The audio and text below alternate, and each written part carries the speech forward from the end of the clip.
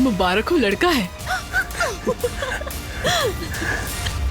अभी तुम्हारे भाई से बात हुई, लड़का होने वाला है। अरे क्या वाकई? शुक्र है, सारे मसलों से जान छूट गई हमारी। नूर ने आखिरकार अपने घर वालों से बात कर ली, आप उन्हें हाँ कह दिए। I can't believe it, बहुत मुबारक हो यार।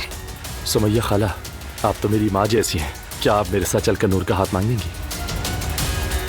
ज़ैनब ने आखिर बनवा लिया भाई। ये चांदी की है? जी भाई। लगता है कि तुम्हें खोने का डर उनके असूलों से भी बड़ा साबित हुआ। आपकी यूनिवर्सिटी के बोर्ड ऑफ डायरेक्टर्स में शमूलियत को भी साल के आखिर तक सस्पेंड कर दिया गया है। तुम नहीं रोगे, तुम्हें रुलाने वाले रोएंगे। तुम यहाँ क्या कर रही हो? आओ ना नीचे। क्या कर रही हो दुआ?